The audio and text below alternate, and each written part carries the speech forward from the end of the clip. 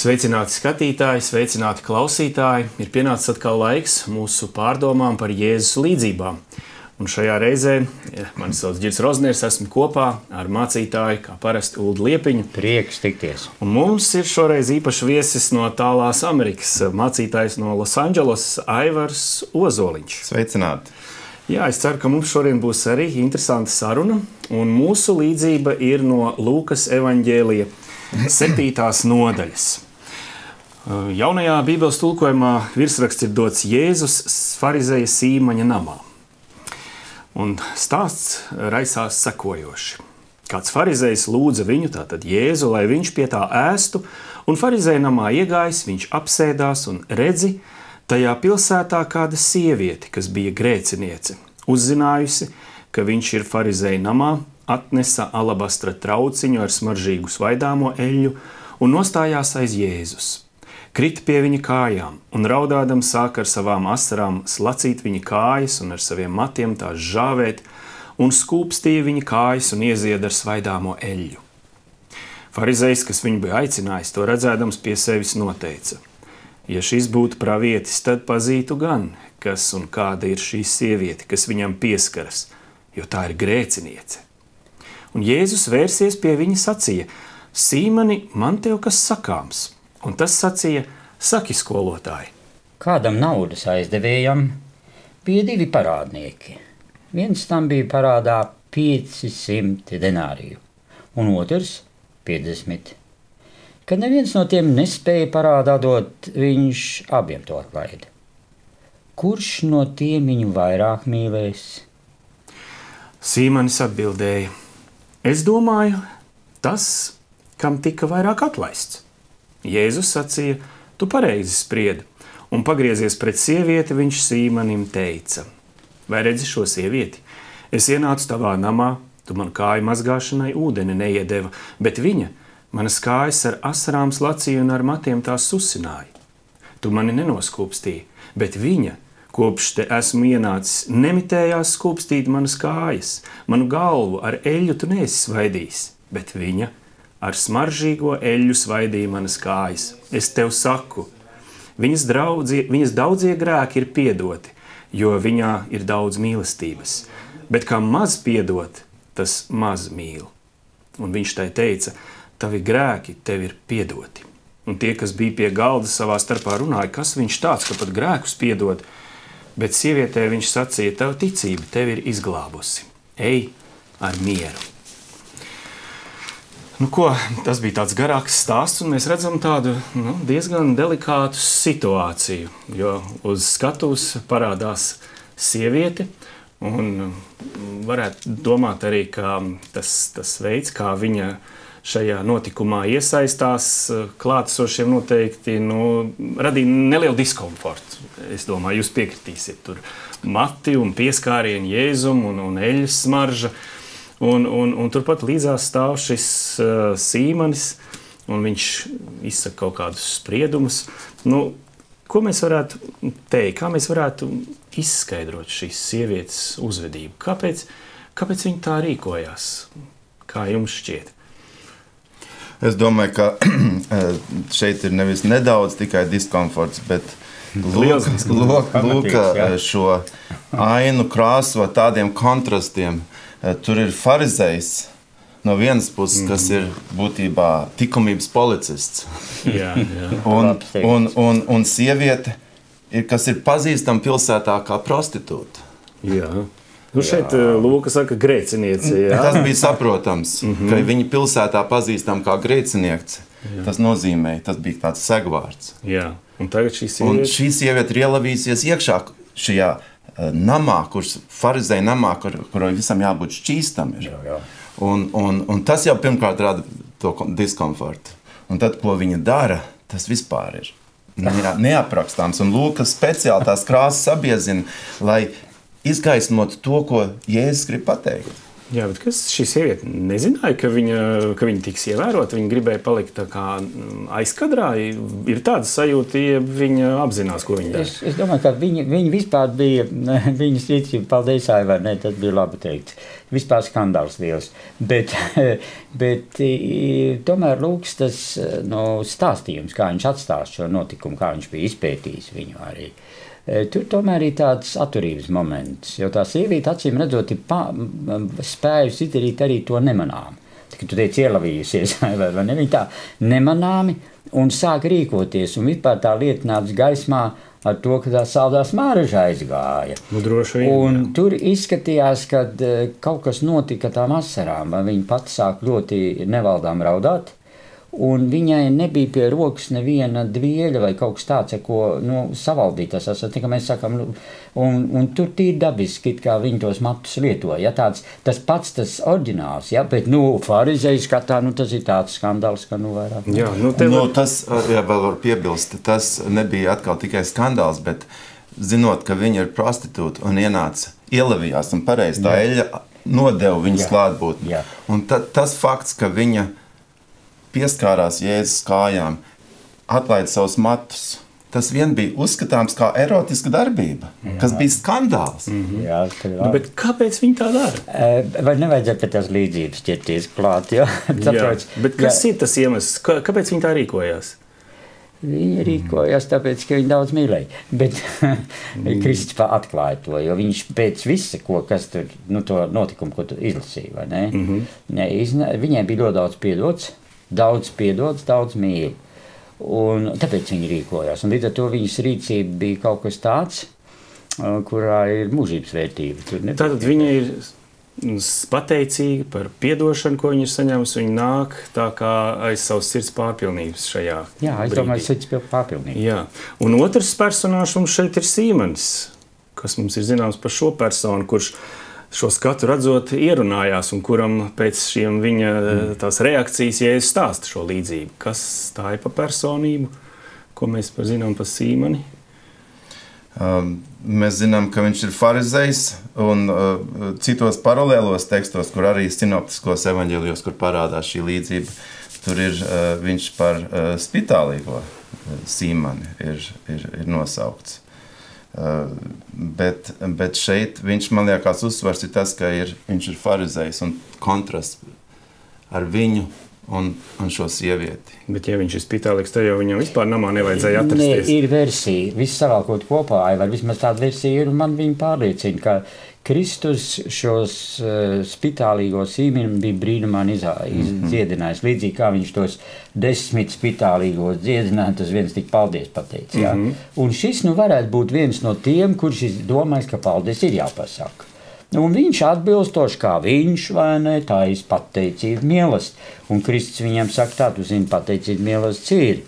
Bet tavs sirds īsti nav tā mīlestībā, jo tu ne to, jo jūdiem tie mīlesti, viņi bija tādi ritīgi, mīlestības, draudzības pasākumi, un viss šī gan mazgāšana, kāja mazgāšana, gan realizēšana, un skūpsts, un tā tālāk. Tā viņi apliecināja savus, tiešām skaistās attiecības, kas viņiem bija. Un Kristus spiest viņiem sacīt, ka tu viņus nepazīsti, lai gan tu esi saņēmis dziedināšana no spitālības. Aivar, es nezinu, ko baisāk vēl varēja tajā laikā. Fiziski ceļš farizejs, tas ir nolādēt cilvēks. Jā, tātad viņš nav spitālīgs, viņš ir dziedināts, jo viņš ir šajā namā. Tāda versija pastāv šim notikumam. Jā, tad sekotās viņa domas, kad ja viņš būtu pravietis, tad viņš zinātu, kas te viņam pieskarās, Mēs redzam, ka tās ir tādas viņa personīgās pārdomas, te ir teikts, ka viņš pie sevis nodomāja. Un tad seko šī Jēzus reakcija ar šo līdzību, kur mēs arī gribam pārunāt, kur viņš stāsta par diviem parādniekiem. Vienam ir liels parāds, un otram ir mazs parāds. Un abiem tiek atlaists, un viņš uzdod it kā jautājumu Sīmanim, bet tur jau atbildi jau uzreiz skaidrs, tur nav daudz jādomā. Protams, ka priecīgāks ir tas cilvēks, kuram vairāk naudas tiek atlaists parāds, vai ne? Bet uz šo te pašu Sīmaņa atbildi un domu Jēzus uzreiz būvē tādu interesantu atziņu. Ko viņš īsti Sīmanim ar to gribēja pateikt? Mēs nonākam tagad pie tās pašas līdzības. Es domāju, ka šajā līdzībā Jēzus būtībā ietver pašu evaņģēliju kodolu. Ko tas nozīmē? Saņemt piedošanu un kādu rezultātu tas izraisa. Sīmans, kas viņam bija svarīgākais, kas visiem jūdiem bija svarīgs, šķīstība. Viņa mājā vajadzēja būt šķīstai, viņam vajadzēja atturēties. Kad šī sieviete pieskārās Jēzum, Sīmans noteikti salecās, un viņi vēl pieskārās viņam. Un padarīja viņu nešķīstu. Bet Jēzus saka, ar šo līdzību, kā mēs tiekam šķīsti. Jo parādnieki abi bija. Vienam bija lielāks parāds, otram bija mazāks. Un varbūt, ko viņš gribēja sacīt Sīmoniem, paskaties uz sevi, kāds ir tavs parāds. Tev varbūt liekas, ka tavs parāds ir niecīgs. Tad viņš varētu būt tai līdzībā domātais cilvēks, kuram ir mazs parāds, un tad šī sieviete ar milzīgo parādu ir atnākusi. Es tomēr gribētu vēl piebilst to, ka šī līdzība ir ļoti interesanta. Mēs te par līdzībām runājam, šis mūsu raidījuma ciklā. Šī līdzība iznāk ārā kā tāds nevis Kristus, varbūt tāds mācību veids, viņš saka, debesu valstību līdzinās tam un tam, kā mēs esam studējuši un pētījuši un daudz ko uzzinājuši. Bet šeit ir līdzības tāds fragments, kurā katra nianse ir bezgalīgi svarīga, un viņi ir mēķēti uz farizeisko domāšanu. Tā ļoti personīga līdzība. Nauda. Vispirms nauda, vai ne? Ko nozīmē mums visiem nauda? Jā. Ko nozīmē mums tepat Latvijā parāds? Kāds izmisums, kas mums nav noticis šeit pat uz vietas, brauc prom no Latvijas, ja? Tas parāda moments, tas ir ļoti piezemēts, tas ir tepat tās, kur cilvēks atrodas. Un man saista Kristus teiciens, Aiva, ka tu dedzi evaņģēliju būtību, es šeit viņu sadzirdu, šajā līdzībā tieši, abi nevarēja atdot. Jā, no abiem vajadzēja atlaist tieši tā. Un šī gadījumā, ja tas Sīmans domā, ka viņam parāds ir mazs, tad Kristus viņām saka, tā, tu pat to mazo nevar atdot. Bet tas sasaucās ļoti ar citu līdzību Mateja 18. nodaļā, kur tā starpība starp tiem diviem parādniekiem ir astronomiska. Tur tas viens parādnieks, kam ir 10,000 talanti, kas bija būtībā, viņš visu mūžu, ja visa ģimene visu mūžu strādājot, nevarēja ne mazu daļu to no tā atdot. Un šeit tāpat, ka tas parāds būtībā ir neatdodams. Sīmans varbūt domāja, es jau esmu tik labs, man tas parādiņš, ja tur ir, tad viņš niecīgs, bet šī sieviete, tur tas ir pārāk liels parāds. Es domāju, ka to tās jautājums, ko Kristus gribēja pateikt, to, ko Aivars uzsvēra, evaņģēlija būtība, ka mums jebkuram, un sevišķi bīstam tam, kas apšauba Kristu kā pravieti, priesteri un ķēniņi, jo viņš ir pravietis, viņš ir priesteris, viņš ir ķēniņš. Un tas, kas kaut nedaudz apšauba to, viņš iet zonā, kur viņa parāds paliks. Un viņa parāds paliekot, ja viņš nevar viņu nomaksāt. Un tad nāk šī unikālā mācības stunda, kad visa tā aina, kur likās šķīstība un likās, ka tur farizejs viss ļoti pareizi novērtē, izrādās, ka tur ir vistīrākā, visbrīnumainākā šīs sievietes mīlestība uz Dievu. Jo Jēzu viņa atzīst kā Dievu, jo viņas svaidījums vispār bija neizskaidrojams, tas bija svaidījums uz Golgātas krustu. Tā kā viņa šai gadījumā bija spējīga mīlēt Dievu no visas sirds, no visas dvēseles, ar viss, kas viņa bija, ar visiem saviem matiem. Ja interesanti, ka paralēlās vietās laikam pat ir piesaukts tāds teikums, ka visur, kur sludinās evaņģēliju, šo te stāstu pieminēs. Un ir svarīgi saprast, ka viņas mīlestība nebija kaut kas tāds, ko viņa tagad attīstīja pati un tagad varēja pasniegt Dievam, bet tā bija kā tāds spontāns rezultāts no šīs saņemtās žēlastības un piedošanas. Un es domāju, tas ir arī ļoti svarīgi mums katram saprast. Piemēram, Bībelē ir tādi piemēri Pēteru, kad Jēzus satika tepat Lūkas evaņģēlijā 5. nodaļā, kad viņš aicināja Pēteru pēc tās brīnumainās zvejas, kad viņi bija pārsteigti. Un Pēters sacīja, aizej no manis, jo es esmu grēcīgs cilvēks.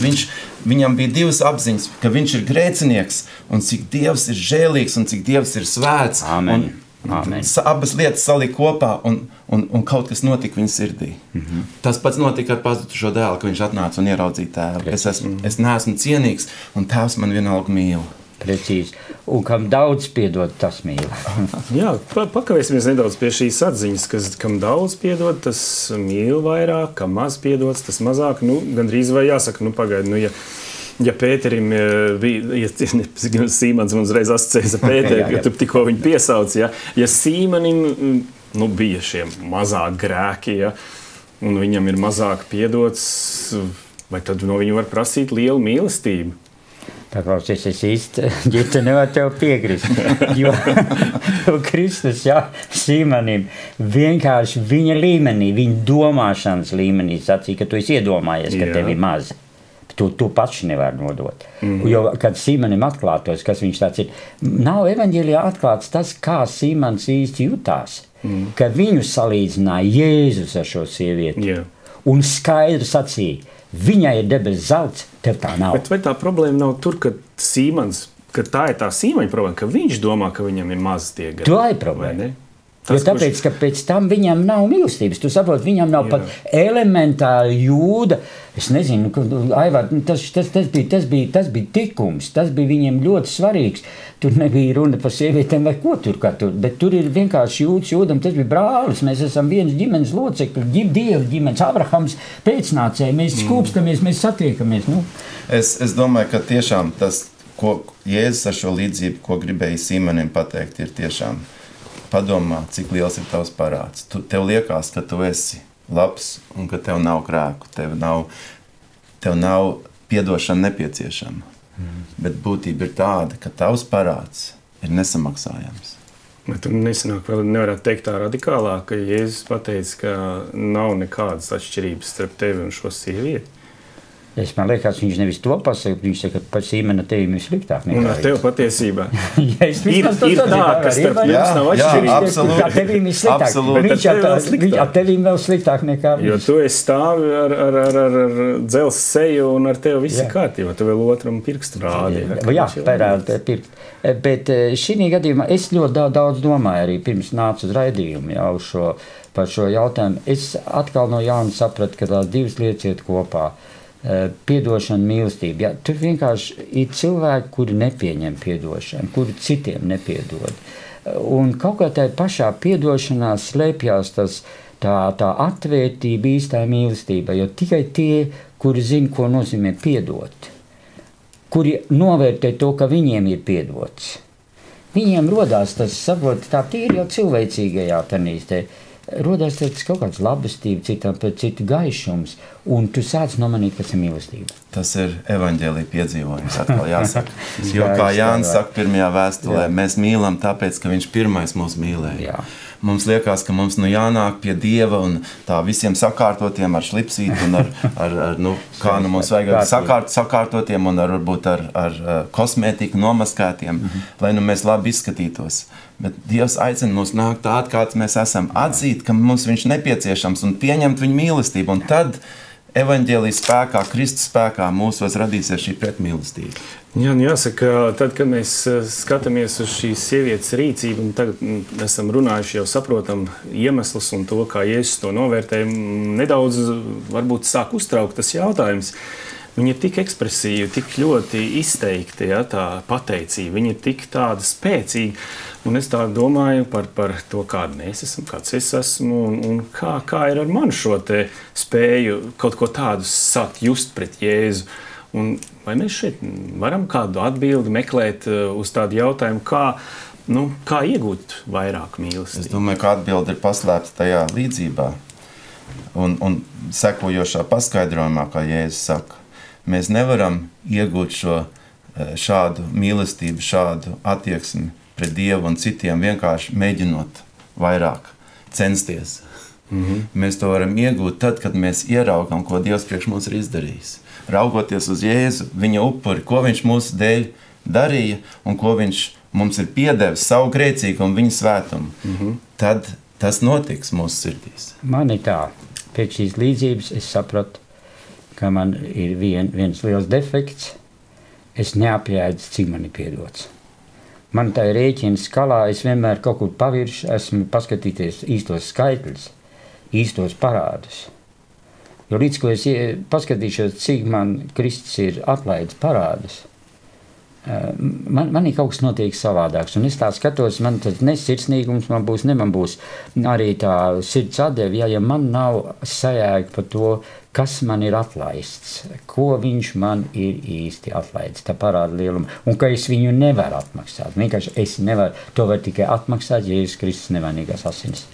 Jā, paldies. Tad mēs saprotam no šīs līdzības, ka nav tā, ka tikai lielākie grēcinieki piedzīvo tādu īstu patiesu pateicību un mīlestību uz Dievu par to, ka viņi ir attaisnoti un piedoti, bet ka cilvēku vienkārši, kurš saprot, ka viņš ir grēcinieks, ka viņš ir parādnieks, ka viņam ir vajadzīga šī piedošana.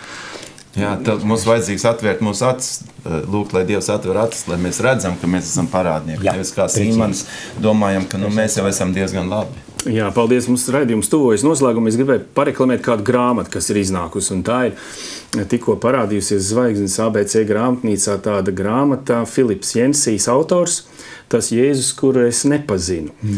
Un tā ir tāda, ļoti ietekmīga un, man liekas, arī vērtīga grāmata, kas palīdzēs arī mums, kā lasītājiem, ja mēs to lasām, piedzīvot šo sevišķo tādu mīlestību un tādu sirsnīgu tuvumā ar Dievu. Ja? Šeit es nocitēšu uz vāka aizmugurējā ir tāds teksts par šo autoru, ka viņš ir nolicis malā iepriekšējos pieņēmumus un izpētījis evaņģēlijā aprakstīto Jēzu no Bētlemes silītes līdz pat krustam, atklāja viņa šajā grāmatā tātad daudzpusīgo personību, radošu, izaicinošu, bezbailīgu, līdzjūtīgu un atsaucīgu. Un rodas grūts jautājums, kādēļ mēs, kristieši, nesakojam Jēzum daudz sirsnīgāk.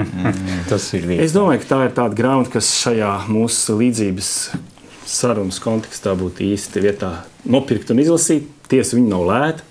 Vajadzēs atkal jautājums par naudu, atkal parādās. Ja?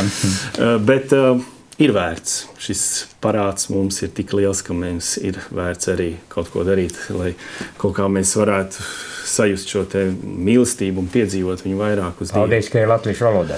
Jā. Es saku paldies maniem šīs reizes sarunbiedriem, paldies arī mācītājiem Uldim Liepiņam. Uz sadzirdēšanos, uz saredzēšanos. Un, protams, mūsu viesim Aivaram Ozoliņam. Paldies, ļoti patīkami bija. Mani sauc Girts Rauzners, pateicos, ka klausījāties un bijāt ar mums, sekojiet mums arī turpmāk uz tikšanos nākošajās reizēs. Pateicamies par kopā pavadītajiem brīžiem.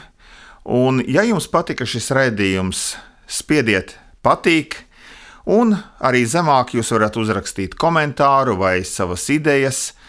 Un mēs priecāsimies, ja arī ieteiksiet šos raidījumus saviem draugiem sociālajos tīklos. Uz satikšanos turpmāk!